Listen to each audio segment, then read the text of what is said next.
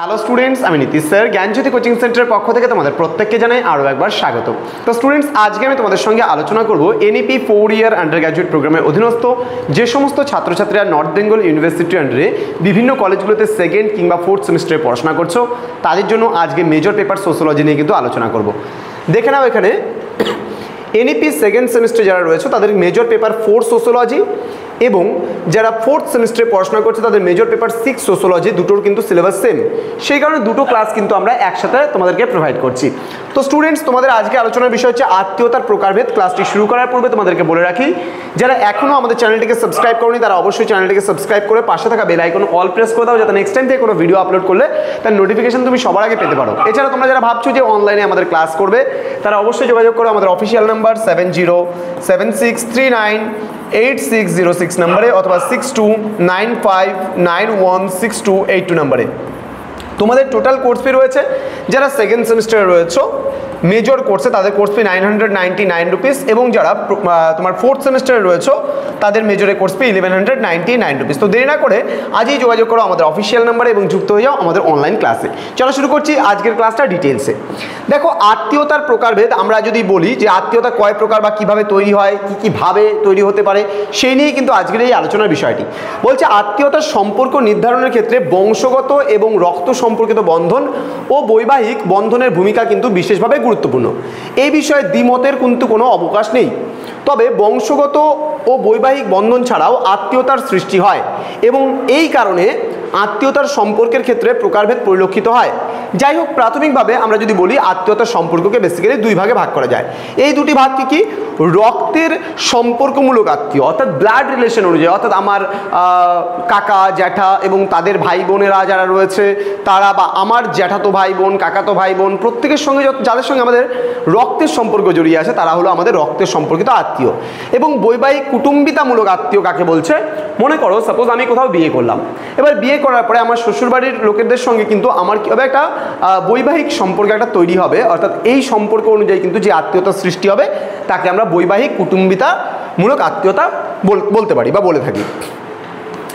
তো এবার রক্তের সম্পর্কমূলক আত্মীয়তা কি জিনিসটার একটু ডিটেলসে আলোচনা করে নিই। দেখো কি বলছে, রক্তের সম্পর্কমূলক আত্মীয় জৈবিক বা রক্ত সম্পর্কিত বন্ধন সূত্রে যে সম্পর্কের সৃষ্টি হয় তাকে বলে রক্তের সম্পর্কমূলক আত্মীয়। অর্থাৎ এক্ষেত্রে কি বংশগত ধারায় এ ধরনের আত্মীয়তার সৃষ্টি হয়।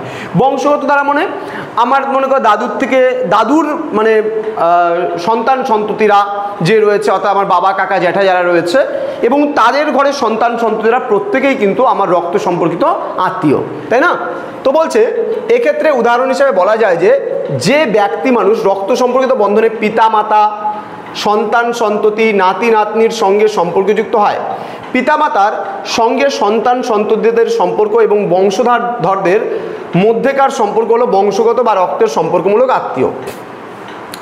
এই প্রসঙ্গে উল্লেখ করা দরকার যে রক্ত সম্পর্কিত বন্ধন বা বংশগত বা প্রকৃত হতে পারে, আবার এই বন্ধন ধরে নেওয়া বা অনুমানিকও হতে পারে। কিন্তু সমাজে অপরের সন্তানকে দত্তক নেওয়ার রীতি আছে, দত্তক সন্তানকে নিজের জৈবিক সন্তান হিসেবেও গণ্য করা হয় এবং সমাজে তার স্বীকৃতিও লাভ করে।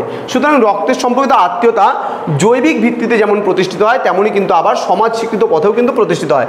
অর্থাৎ আমরা যে সন্তানকে দত্তক নিই সেটাও কিন্তু পরবর্তীকালে আমাদের একটা রক্ত সম্পর্কিত আত্মীয়তার মতন কিন্তু পরিণত হয়। এবার আমরা চলে আসবো বৈবাহিক সম্পর্কে বা বৈবাহিক সূত্রে আত্মীয়। বলছে বৈবাহিক সূত্রে নারী পুরুষ তাদের শ্বশুর শাশুড়ির ও শ্বশুর শাশুড়ির দিকের যে আত্মীয় পরিজনরা রয়েছে তাদের সঙ্গে সম্পর্কযুক্ত হয়। অর্থাৎ স্বামী স্ত্রীর আত্মীয়তা হলো বৈবাহিক আত্মীয়তা, রক্ত সম্পর্কিত আত্মীয়তা নয় কিন্তু। অর্থাৎ এখানে রক্তের কোনো সম্পর্ক থাকবে না, কিন্তু তোমার যার সাথে বিয়ে হবে তার মানে তোমার শ্বশুরবাড়ির সঙ্গে তোমার বাড়ির লোকের বা তোমার যে সম্পর্ক সৃষ্টি হচ্ছে সেটাকে কিন্তু আমরা বলছি বৈবাহিক সূত্রে আবদ্ধ আত্মীয়তা। ওকে, এখানে বলেছে যে বৈবাহিক সম্পর্ক স্থাপিত হয় নারী ও পুরুষের মধ্যে, তারা স্বামী স্ত্রী হয়, কিন্তু বৈবাহিক সম্পর্কের শুধুমাত্র স্বামী স্ত্রীর মধ্যেই কিন্তু সীমাবদ্ধ থাকে না। পরবর্তীকালে শ্বশুর শাশুড়ি শালা শালি থেকে শুরু করে যারা যারা রয়েছে প্রত্যেকেই কিন্তু আমাদের একটা আত্মীয়তার বন্ধনে আমরা চলে আসি। এবার এখানে কি বলছে, পাত্র ও পাত্রের পরিবারের সদস্যদের সঙ্গে পাত্রী ও পাত্রীর পরিবারের সদস্যদের বৈবাহিক আত্মীয়তার সৃষ্টি হয়। অর্থাৎ পাত্র পাত্রীর বিবাহের সঙ্গে সঙ্গে দুটো পরিবারের মধ্যেও বৈবাহিক আত্মীয়তার সৃষ্টি হয়। এই দুটি বিভাগ ছাড়াও আরও কয়েকটি বিভাগ লক্ষ্য করা যায় আত্মীয়তার ক্ষেত্রে, সেগুলো কি কি আমরা একটু জেনে নেব এখন। দেখো, কাল্পনিক বন্ধন। এবার কাল্পনিক বন্ধনেও কিন্তু আত্মীয়তার সৃষ্টি হতে পারে। কেমনভাবে সৃষ্টি হয় আত্মীয়তার? বলছে, সমাজে এমন অনেকের সঙ্গেই আমরা রক্ত সম্পর্কিত ও বৈবাহিক আত্মীয়ের মতো আচরণ করে থাকি, কিন্তু প্রকৃতপক্ষে তারা বংশ ও বৈবাহিক সূত্রে আত্মীয় নয়। আত্মীয়তার সম্পর্কের এরকম বন্ধনকে আমরা কাল্পনিক বন্ধন বলি। যেমন কাল্পনিক বন্ধন আত্মীয়তার সম্পর্কের অন্যতম প্রকরণ হিসাবে পরিগণিত হয়। কোহেন ও ইমেজ তার কালচারাল অ্যানথ্রোপোলজি শীর্ষক গ্রন্থে এই বিষয়ে বিস্তারিতভাবে আলোচনা করেছেন। ব্যাপারটা কেমন? দেখো, কাল্পনিক বন্ধন বলতে আমরা কিন্তু কী করি, অনেক সময় পাতিয়ে নিই, পাতানো পিসি, পাতানো মাসি, পাতানো দিদি, পাতানো ভাই, পাতানো দাদা, এই যে বানিয়ে নিচ্ছি, তাহলে এটাই কিন্তু আমাদের কাল্পনিকভাবে আমরা মেনে নেই যে উনি আমার দাদা বা উনি আমার দাদা সমতুল্য বা উনি আমার জেঠি, উনি আমার জেঠি সমতুল্য, এইভাবে করে আমরা কিন্তু পাতিয়ে নিই। তাহলে পাতানো বা কাল্পনিক বন্ধনটা বোঝা গেল।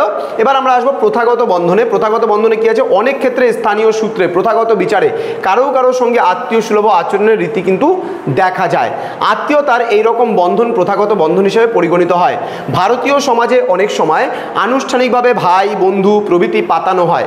তো এই রকম পাতানো বন্ধুদের সম্পর্ক সাধারণ বন্ধুদের থেকে অধিক আত্মীয়তার মানে সম্পর্কযুক্ত হয়ে থাকে। তাহলে প্রথাগত বন্ধনেও কিন্তু আমরা একটা লক্ষ্য করতে পারছি। তো এই হচ্ছে আত্মীয়তা, যেখানে বিভিন্নভাবে সৃষ্টি হওয়া আত্মীয়তা সম্পর্কে আজকের এই ক্লাসটিতে আমি আলোচনা করলাম। তো পরবর্তী ক্লাসে তোমাদের আরও কোনো নতুন টপিক নিয়ে আলোচনা করবো। তো তোমরা যারা ভাবছো যে আমাদের জ্ঞানজ্যোতি কোচিং সেন্টারে যুক্ত হবে, তারা অবশ্যই যোগাযোগ করো আমাদের অফিসিয়াল নাম্বার 6295916282 এবং 7076398606 নাম্বারে। তোমাদের উজ্জ্বল ভবিষ্যৎ গড়ে তুলবো আমরা, এটাই কিন্তু আমাদের প্রতিশ্রুতি। তো স্টুডেন্টস, দেখা হচ্ছে খুব তাড়াতাড়ি আরও একটা নতুন ভিডিও নিয়ে তোমাদের সঙ্গে। তোমরা প্রত্যেকেই ভালো থেকো, সুস্থ থেকো। Thank you so much, thanks for watching after all, thank you.